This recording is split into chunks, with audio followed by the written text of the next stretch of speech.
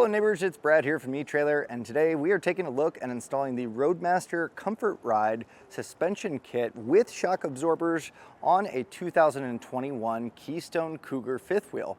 Now our neighbor today, he was tired of the chucking and just the rough ride going down the road, and he's done a few things before going to the Comfort Ride. One of those is the Reese Goose Box, which does have a little suspension in it that should take some of that shock out.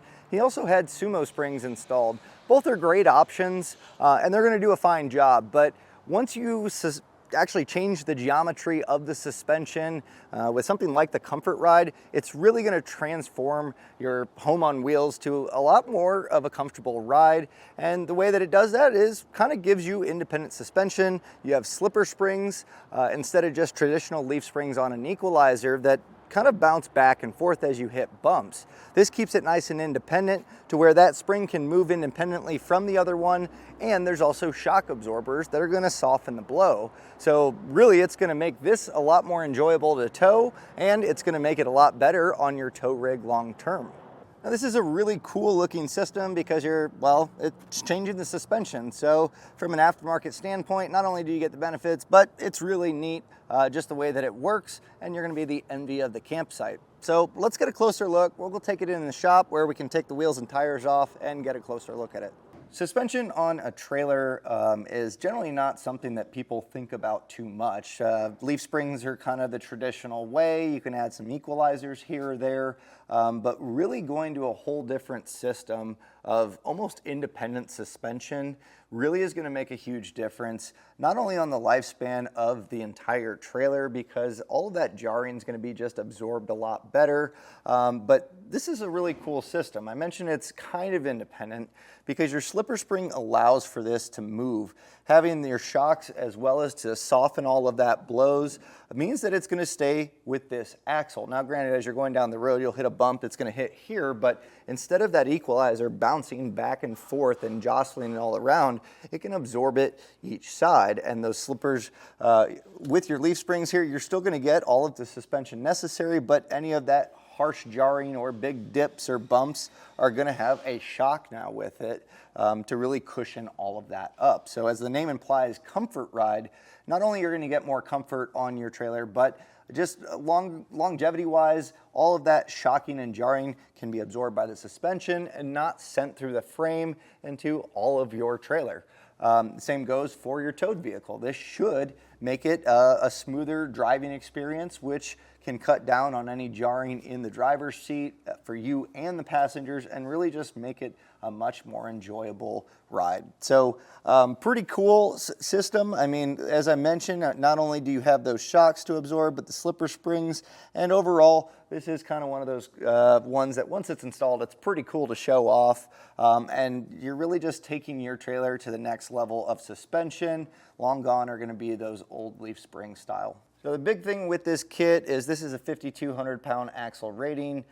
So make sure that you have it designated for your axle rating, because this is suspension. It's going to be dialed into what that weight capacity is. Now, just there's tandem, there's triple, there's different axle ratings. So getting the proper kit for yours is going to make sure that it's specifically designed for it, and that suspension can really give you the most comfort going down the road. Best way to do that, use our fit guide on etrailer.com. Put in your RV, and you should be able to figure out pretty quickly which kit you need. Another way, you can always check the axle. There's going to be a tag on there that should give you your capacities. And when it comes to the installation of this, it's not terribly hard. None of it's particularly hard, but you do need a place that you can jack up your RV and work on this for a little bit. And having some mechanical skills definitely will help with this, but none of it's mind-blowingly hard. It really just comes down to having a place to do this, to be able to raise up your RV. I think that's half the battle. So if you want this on your RV, but you don't have the place to do it, maybe you keep your RV in a storage lot and you can't really do this on gravel, but you still want to get installed, I completely understand. If that's the case, you can find someone to get this installed by using our dealer locator. You can simply put in your zip code. You'll find a list of shops.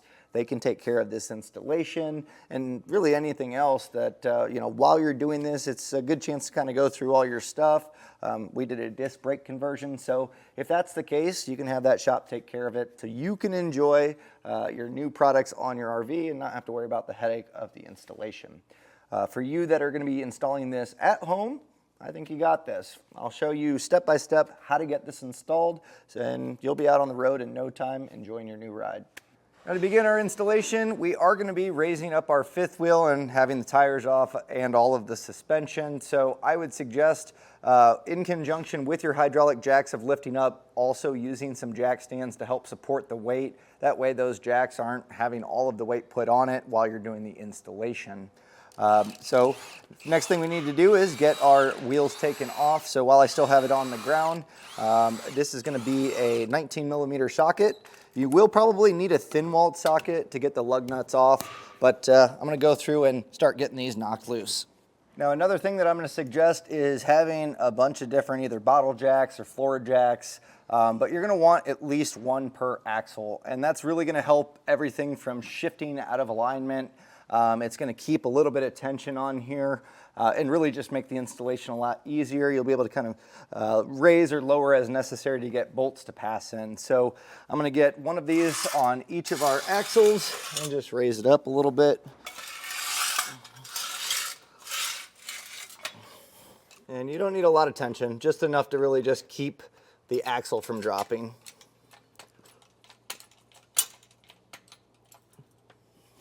Now we need to get, obviously, our old assembly out, as we're going to be replacing all of the leaf springs as well as our equalizer. In order to do that, what I like to do is keep everything attached and start working on the attachment points to the frame. That way we're not kind of fighting anything here. It's not going to drop on us. And to get our wet bolts out, we have a 13/16 wrench. I'm going to put that on the Zerk fitting side. And then a 3/4 inch socket. We'll get this nut knocked loose. We're not going to completely remove it. If you do, that's fine, but we're going to thread it back on so we can hammer this out.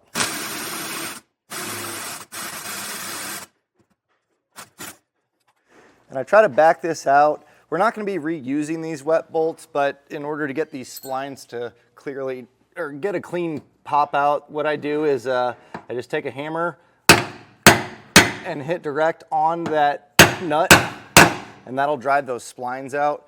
I'm going to back this out just a little bit more.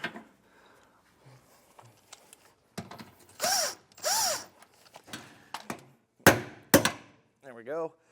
And once that kind of pops through, those splines are cleared, we can take the nut off. And sometimes the wet bolt will come out nice and easy. If not, what I do is you can put, if you can get the head of a wrench, a smaller wrench on there, and use that as leverage, you can get some of it popped out. You can hit on the wrench here, or if you have a punch, something along those lines, you can just hit directly on that bolt.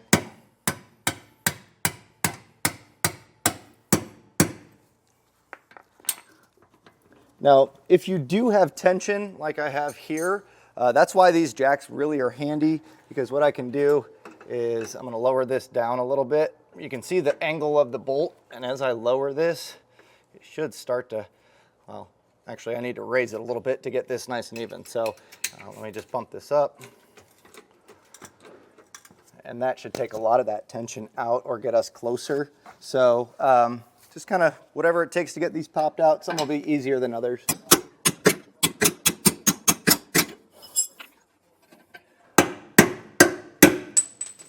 Now we're just going to repeat on the outside hanger as well.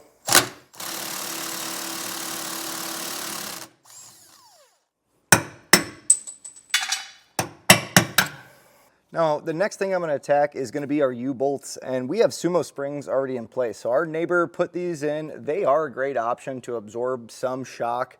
But at the end of the day, you're still dealing with an equalizer and leaf springs that are connected. They're not slipper springs, so it's not really independent. These are just going to soften the blow. Not a bad option, but I think they're going to be a lot happier once we get our Roadmaster system in place. So we are going to take these off. They're not going to be able to be reused due to the nature of the bracket that the shock bolts to. So we'll just remove these.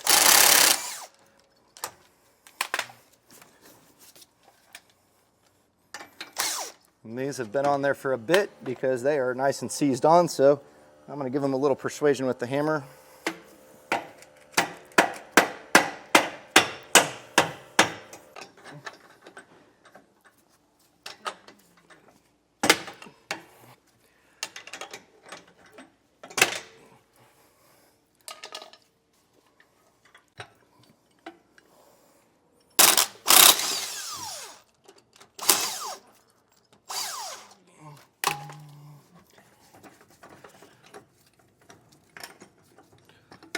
Now with the Sumos out of the way, that's going to give us access to the bolts for our U-bolts, and that's something I want to preface is looking ahead, we've already done the other side on our RV today, and you are going to want longer U-bolts because we're going to be putting our new plate on that comes with the U-bolts, but also the bracket that the shocks mount to. It's going to add thickness, and we just don't have enough threads here for me to feel comfortable. Sometimes you can get away using them. But in our case, we did pick up some Dexter ones, and if you have the same trailer, I would highly suggest doing the same thing while you're here. It's not bad to get all new hardware and know that it's going to work well. The U-bolt nuts are going to be a 3/4 inch socket to get these taken off, so I'm going to knock these loose, and once we have them all off, we can take off our plate and drop those U-bolts out of the way.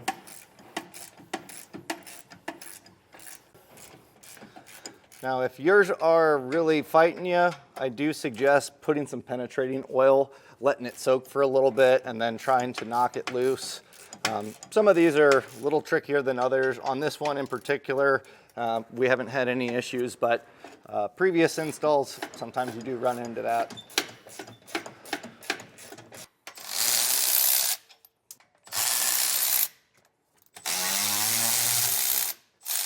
Now, it might be a little bit tight to get the plate and the U-bolts off, so I'm just using a pry bar. Once you pull off that plate, those U-bolts should drop out. And as I mentioned, if you are going to new U-bolts, it's going to come with a new plate, and I'll show you the ones that we're putting on. They're just a little bit longer. So here's the difference, and again, this extra thread is going to make sure that we're going to be able to safely tighten everything back down. And the new plates, they look nice, so we're going to use those when we put everything back together. So the only thing that's holding up the rest of this assembly is going to be this center bolt, so we're going to get that knocked out. So just be careful, obviously, as we drop this. These are going to want to drop out one go. But I found that this seems to be the easiest. You could take off the shackles, but honestly, just to get all of this out in one piece just saves a little bit of time and just makes it a little bit cleaner overall. And just like our outside bolts for our leaf springs, it's going to be 13/16 and a 3/4. We'll get this knocked out.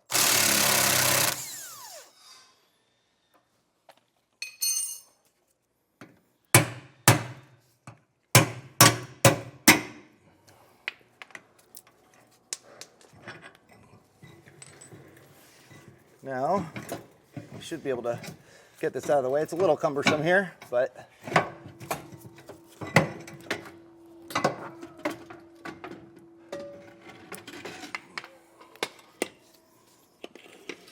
now you're going to want to grab your slipper spring box, and this large bolt, we're just going to temporarily put this in place.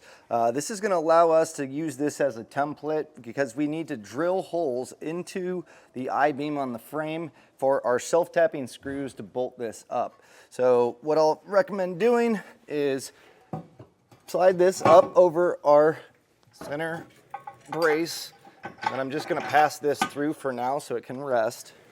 Now with this in place, I'm just going to raise it up straight, and that's going to give us a template of where we need to trim our underbody panel. So I'm just going to mark that. You can mark the backside as well, and that way we can get frame contact with this. So with that marked out, we can now take our box back and slide this out of the way.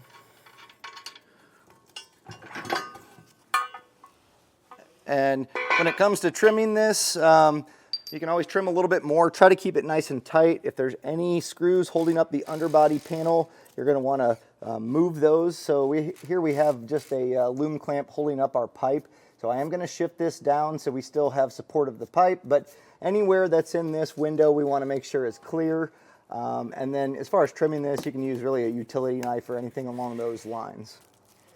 And when you're cutting this edge, it should be right at the edge of the I-beam, because we're going to be using pretty much all of the real estate on the I-beam to mount this up. So now we're going to raise this back up. We're going to double check to make sure we trimmed out properly and everything is clear. But when we put this bolt back in, we are going to get it to where it's going to be the finished product or close to it. So we'll put our flat washer on the head of the bolt, we'll pass it through and then finish it up with another flat washer and the nylon lock nut.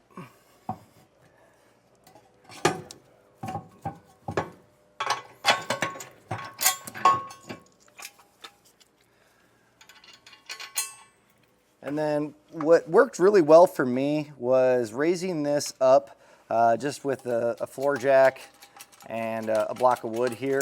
And this is going to sandwich it against the frame, make sure it's nice and squared up, but it's also going to just really help us make sure that when we do drill our pilot holes for those self-tapping screws, that it's going to stay in place and not move on us. It's a pretty crucial step because if you do, well, not do a great job with the self-tappers, you kind of get one shot on this. So this part of the installation, take your time, just do it right, and you'll be a lot happier overall.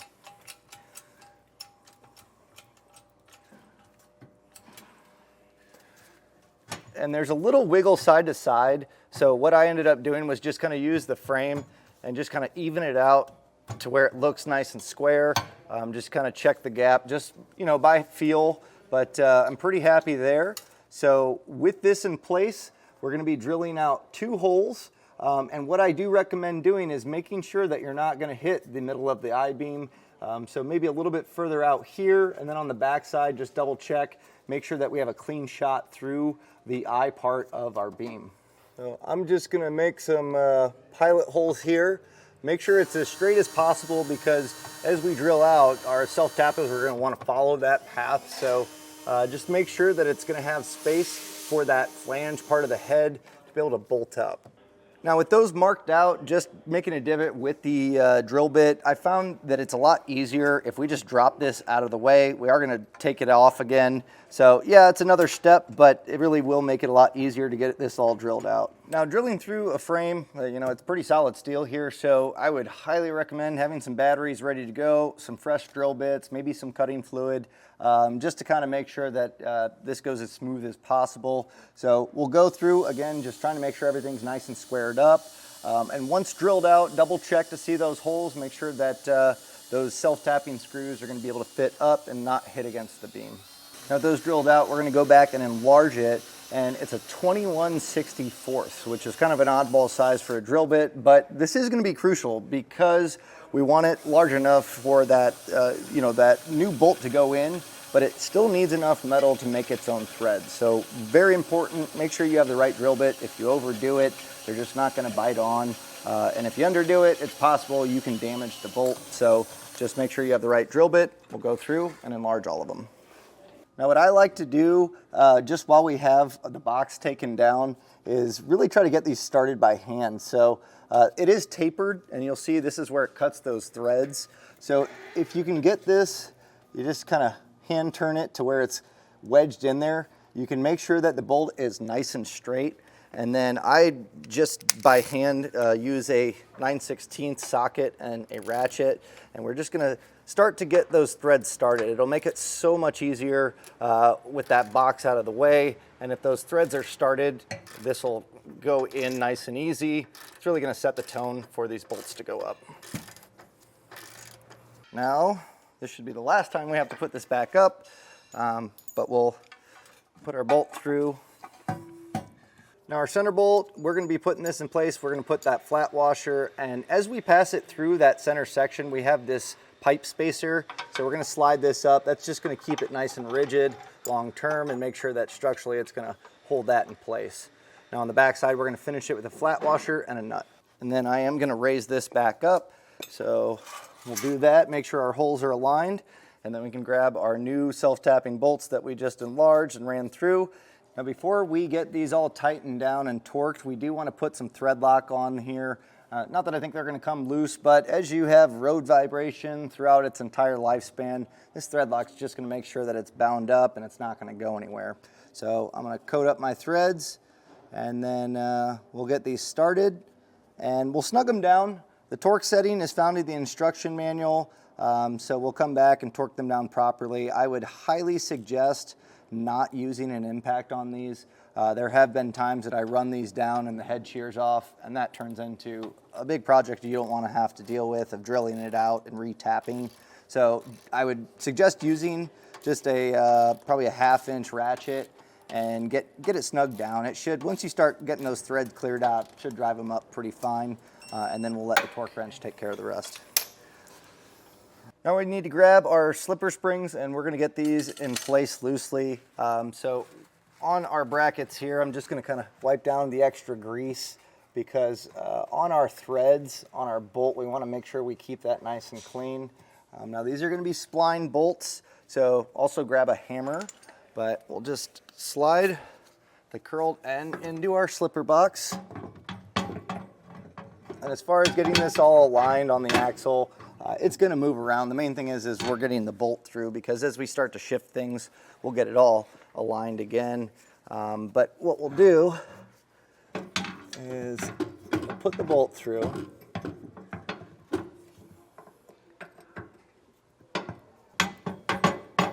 And then once it's through, what we'll do is grab a hammer, and we're going to smack that splined end in to where this is sitting flush with our outside bracket.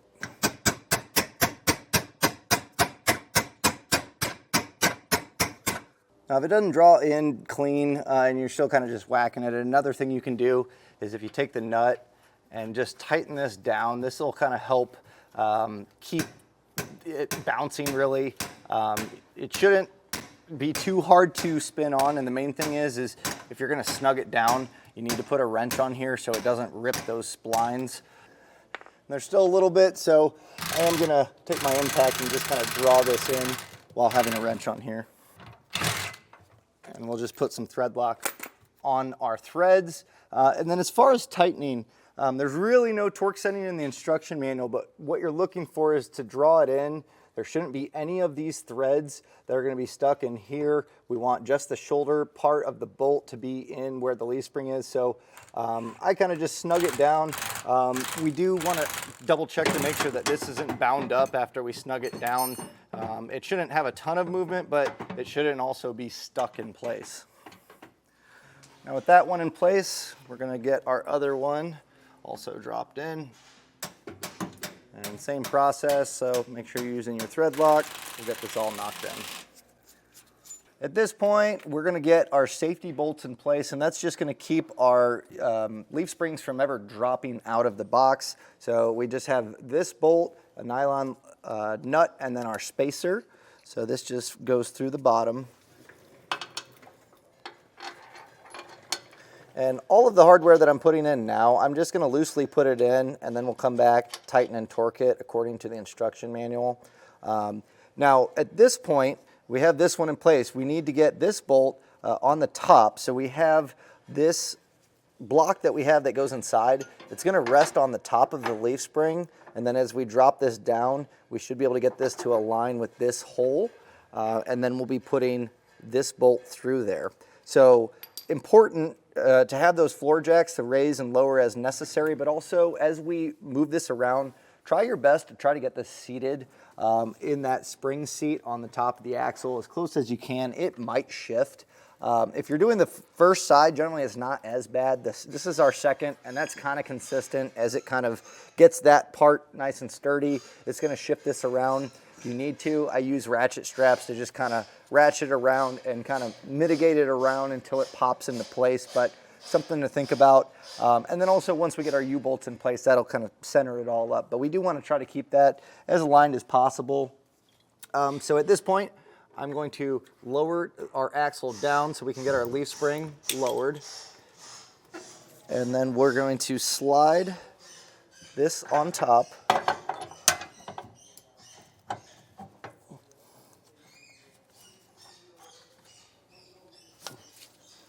As you can see, our leaf spring's a little canted. You may or may not have that issue. Once it's in that spring seat, it'll draw this back, but I'm gonna need to bump this down. That's why it's important to get it in there, but we'll be able to drop that down and then pass our bolt through.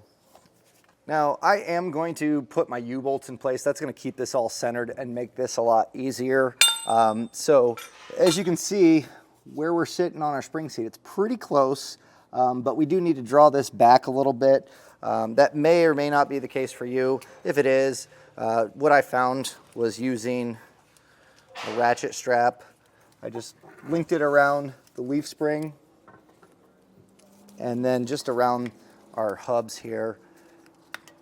And that should hold that tension. And as we draw this, it'll draw that axle into place. Now it's gonna be under tension here, but that'll kind of get this to where we need it to drop in. And we would be putting our U-bolts on immediately after getting that bolt in, so this isn't gonna mess anything up. It's actually gonna work out well here. So that's pretty close. And just raise this up a hair. But get your leaf spring seated nice and flat.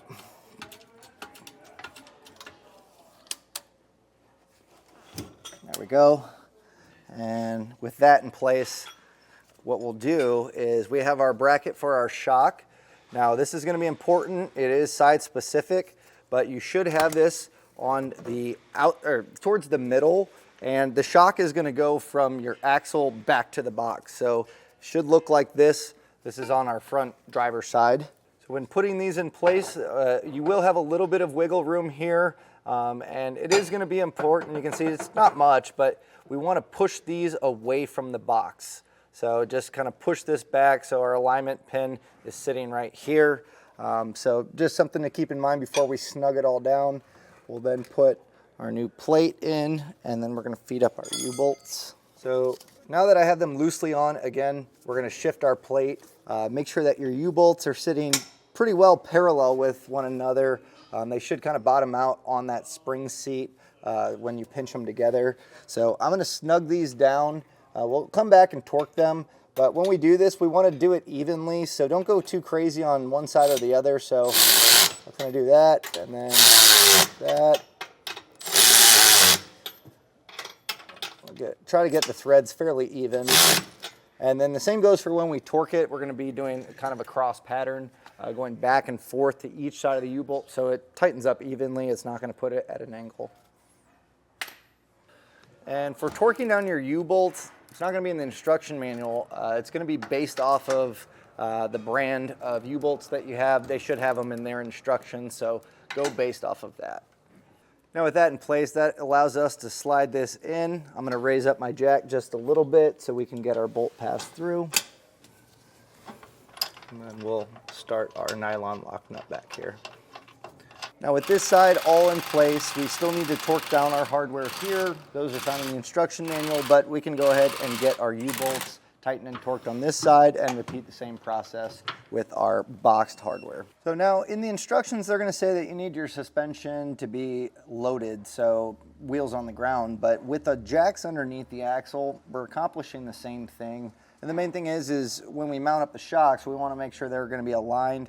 Now on ours today, it's actually pretty simple. We're going to be using the lower hole. So you'll see that we do have one that's offset, and then we have our 3 here. So we're going to be bolting using these top 2. And to get that in place, we have our smaller bolts and nylon nuts. So we're going to just align the brace on the outside, and we're going to pass the bolts through. And then we'll get our nylon lock nuts in place. And we're going to do that on both sides, and then we can snug these down. Now to get our shock in place, I've left this bracket, it's loosely in place. That's going to help us just kind of guide everything in. It's kind of a weird angle. So in order to get this in place, what we're going to do is take our shock and make sure that it's, I have the logo facing out. It doesn't matter, but just make sure it's consistent throughout, so it, you know, just kind of looks a little bit better. And what we're going to do is pass, we have our large bolt and a flat washer. We'll slide that through. We're going to put another flat washer. We're going to put our spacer. And then we have our wedge spacers. And for now, just drop this in place. You're going to just want, you'll see there's a flat spot on one side. So just have that facing towards the metal. So we'll just slide this on. And then when you have that slid through, we're going to put the other wedge spacer inside. And same thing, we're going to put the flat part against the metal. And then we'll put a flat washer. And then we'll get our nylon nut started. Now you don't need to tighten this. In fact, we're going to need to make sure that we have these wedges properly in place. But this will keep this one at least in place to get the rest of it bolted up. And normally this is, if you do this one last, it gets a little bit tricky just to get the angle right. So from here, you can see you got to put a little tension, and that's where those wedges really come into play. So for the bottom mount, we're going to take our bolt and a flat washer, and we'll slide this through, and then we're going to grab our pipe spacer and then put a flat washer. And from here, we can grab our shock and slide this in. So this, having this loose just kind of makes everything glide together. Otherwise, you're going to have to fight it, and it's not particularly fun. We have a flat washer and a nut. And then as far as snugging everything down, let's start with our bracket so we get everything nice and proper here. It's just going to be a 3/4 inch wrench and socket combo to get this tightened. It's a nylon lock nut, so there's no torque setting. Just snug it down. And then from here, I'm going to go to the top. And I think this is a tricky one because of those wedge spacers. You want them to, with two wedges, kind of make a square around the box. And so the way that we're going to do that is the fat part of the wedge, we're going to have that down on our shock side. And on the inside, we're going to have the fat part up. So it should, kind of piece it together. And that's why we left this loose. So we're also going to have it in the path of travel of the shock. So here I have it all kind of sandwiched together. So you can see those spacers kind of just put this in the right angle. And what I'm going to do is start snugging it down. And it's important that those spacers don't move around. So you can snug it a little bit to get it slightly tight, but you do want to check to make sure those wedge spacers don't move on you. So we may have to kind of adjust as necessary as we do this, but before we're done tightening it, we do want to make sure we have them properly aligned. And using hand tools here might be beneficial just because you can kind of keep track of where those wedges are. So I'm going to just kind of keep snugging this down. Before it gets too tight, I do want to make sure that I have these in line with the shock. So I got that snugged down. Again, nylon lock nuts. So I don't have a torque setting, but I just did it as hard as I can with my wrenches, and that should be good.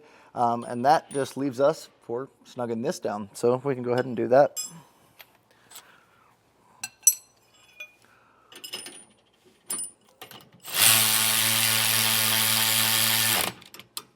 Okay, so now we have everything snugged down. At this point, we can cut our band off.